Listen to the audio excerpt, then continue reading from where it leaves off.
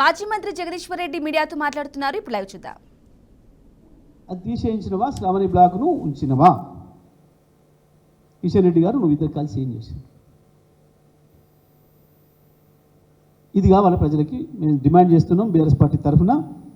దీన్ని తేటతెల్లం చేయాలి. మీరు ఇద్దరు మిత్రులు, ఇద్దరు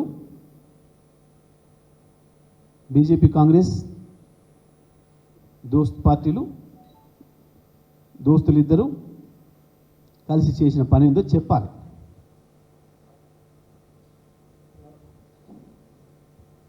నిజమే, రాజకీయాల్లో పాపం కొంతమందికి పదవులు వస్తే అదృష్టం వచ్చింది అనుకుంటాం. కానీ కిషన్ రెడ్డి గారు దురదృష్టవంతుడు. ఎన్ని పదవులు వచ్చినా ఈ రాష్ట్ర ప్రజలకు ఒక్క పైసా ప్రయోజనకరమైన పని చేసే అవకాశం రావట్లేదని. గత 5 ఏళ్ళు ఉంటే ఒక పైసా, ఒక పని ఇది కిషన్ రెడ్డి గారు చేసి అని చెప్పుకోవడానికి ఎప్పుడైనా జీవితకాలంలో ఒకటి అక్కడిక్కడ రైల్వే స్టేషన్లో పాత లిఫ్ట్ను బాగు చేసి దాన్ని ప్రారంభించే కార్యక్రమం ఆయన 5 ఏళ్ళ జీవితకాలం చేసింది పాపం. ఎందుకంటే వాళ్ళ ప్రధానమంత్రి గారు వచ్చి పాత రైల్వే స్టేషన్ రంగులేసి ప్రారంభం చేసిపోతే ఎవరో కార్యకర్త సలహా ఇస్తే అన్న నీ పేరు కూడా ఒకటి ఉండాలి కదా అంటే పాత లిఫ్ట్ను బంద్ చేసి బాగు చేయించి 10 రోజులు ప్రారంభం చేసి వచ్చింది పాపం. ఇక ఈసారి ఇంకా అంతకంటే పెద్దది వచ్చింది క్యాబినెట్. ఇప్పుడన్నా ఏమైనా చేస్తాడేమో అనుకున్నారు కొద్దిమంది ఆయన మిత్రులు, కార్యకర్తలు. కానీ ఏం జరిగింది? మొదటి రోజే పదవి తీసుకొని హైదరాబాద్లో దిగిన మొదటి రోజే తెలంగాణ ప్రయోజనాలకి ద్రోహం చేసే పరిస్థితి, తెలంగాణ రాష్ట్ర ప్రజలకి ద్రోహం చేసే పని, మనదైన సింగరేణిని నట్టేట ముంచే పనికి, దాన్ని ఊరిపెట్టే పనికి శ్రీకారం చుట్టి ఉండొచ్చి బహుశా ఇంత దురదృష్టం వరకు ఉండదు ఈ దేశంలో. కనీసం మొదటిసారి వచ్చినప్పుడు ఏదైనా ఒక మంచి పని చేస్తారు, చేయాలనుకుంటారు సెంటిమెంట్గానైనా. కనీసం గది కూడా లేదు పాపం. వీరు బొకే ఇచ్చి అడిగిరట, వారు బొకే తీసుకొని నేను ప్రధానమంత్రి గారికి పోయి చెప్తా అని చెప్పిందట. గిది కావాలా సింగరేణి ప్రజలకు? నిజంగా మీరిద్దరు నిన్న మాట్లాడింది కానీ ఇవాళ మాట్లాడింది కానీ నిజమే అయితే దానికి ఒకటే ఒక సాక్ష్యం, శ్రావణి బ్లాకును ఇప్పుడు వేలంలో నుంచి తీసేయటమే. అది కాకుండా మీరు ఎన్ని మాట్లాడినా పులులు మేకతోలు కప్పుకొని మాట్లాడినట్టే ఉంటుంది తప్ప అంతకు మించి ఇంకోటి లేదు సింగరేణి ప్రజల దృష్టిలో, సింగరేణి కార్మికుల దృష్టిలో.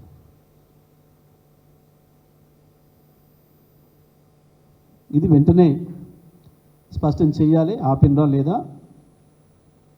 ఇది బీఆర్ఎస్ పార్టీగా మేము డిమాండ్ చేస్తూ ఉన్నాం. ఇది సింగరేణి ప్రజల హక్కు, తెలంగాణ ప్రజల హక్కు. దయచేసి దాన్ని ఉరి తీసే ప్రక్రియను ఆపేయండి మేము అడుగుతూ ఉన్నాం. సమాధానం చెప్పాల్సిన బాధ్యత ఉంది వాళ్ళపైన.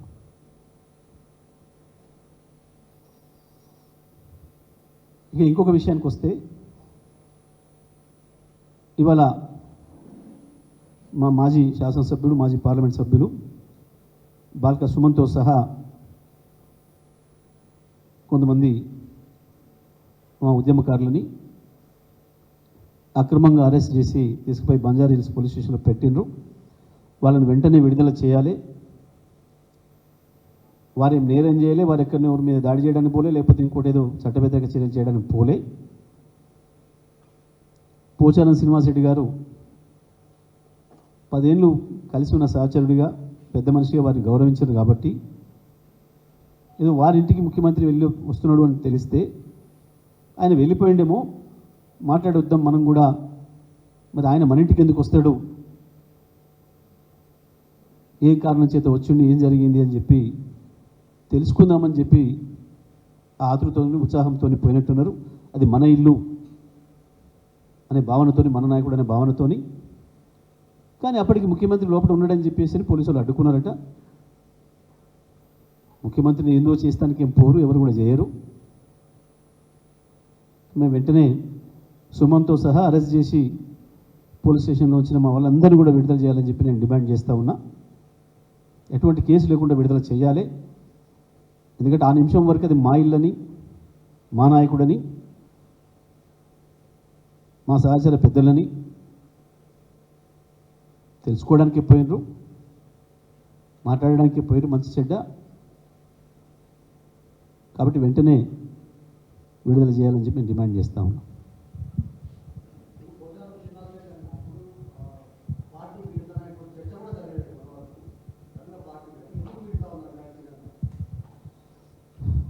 వాస్తవానికి దురదృష్టం పోచారం గారు పార్టీ మారడం అనేది మేము కూడా అనుకోలేదు.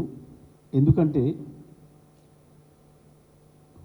మొన్న పార్లమెంట్ ఎన్నికల ఫలితాలు వచ్చిన రోజు కూడా ఉదయం నుంచి సాయంత్రం వరకు కేసీఆర్ గారి దగ్గర కూర్చొని ఉన్నారు ఓపిక్గా అదే కుర్చీలో. నేనే మధ్యలో అన్న కొంచెం రెస్ట్ తీసుకోండి, వెళ్ళి మీరు ఎంతసేపు కూర్చుంటారు ఇక్కడ అంటే కూడా కూర్చొని ఉన్నారు సాయంత్రం వరకు.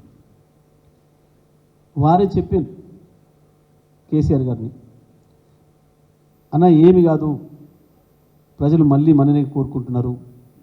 ఈ ఫలితాలు భారతదేశంలో ఇవాళ రెండింటి మీద ఎన్నికలు జరిగినాయి. 2000 చూపించి ఇది పట్టుకుంటావా ఇది పట్టుకుంటావా అని అడిగినారు.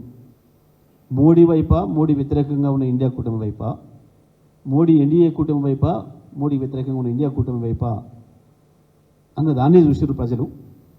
ఇది ఇంకోటి మధ్యస్థం అనేది చూడలేదు. దానివల్ల ఈ ఫలితాలు వచ్చినాయి. అక్కడ ఒరిస్సాలో కావచ్చు, ఇక్కడ కావచ్చు, ఆంధ్రాలో కావచ్చు, తమిళనాడులో కావచ్చు, ఉత్తరప్రదేశ్లో కావచ్చు, బీహార్లో కావచ్చు, పంజాబ్లో కావచ్చు, తటస్థంగా ఉందామనుకున్న పార్టీలను ఈసారి ప్రజలు తీసుకోలేదు. అంత తీవ్రంగా ఈ రెండు వాదనల మధ్యన యుద్ధం జరిగింది. కాబట్టి దీన్ని మనం అంత సీరియస్గా తీసుకోవాల్సిన అవసరం లేదు. మీరు నిలబడి ఉంటే చాలు, మళ్ళీ మనదే 100 సీట్లతోని అనే మాట కూడా స్పష్టంగా వారు నా ముందు మాట్లాడి చెప్పిపోయినారు. కానీ మరి ఏ బలహీనతలో ఏవి వారిని ఆకర్షించినాయో, వారు ఏదైతే చెప్పినరో ఇప్పుడేదో మీడియాలో మాట్లాడినట్టుగా సమాచారం వచ్చింది నాకు. ఏదో వ్యవసాయం గురించి వెళ్ళిపోయినా, రైతుల గురించి పోయినా అని అన్నారు, ఏదో నియోజకవర్గ అభివృద్ధి గురించి పోయినా అన్నారు. వారే చాలా సందర్భాలు చెప్పారు, అన్న నా నియోజకవర్గంలో రేపు ఎవడొచ్చినా ఇంకొక పైసా పని చేసి అక్కర్లేకుండా అన్నీ పూర్తి చేసినా, మీ సహకారంతో అంత అభివృద్ధి చేసిన,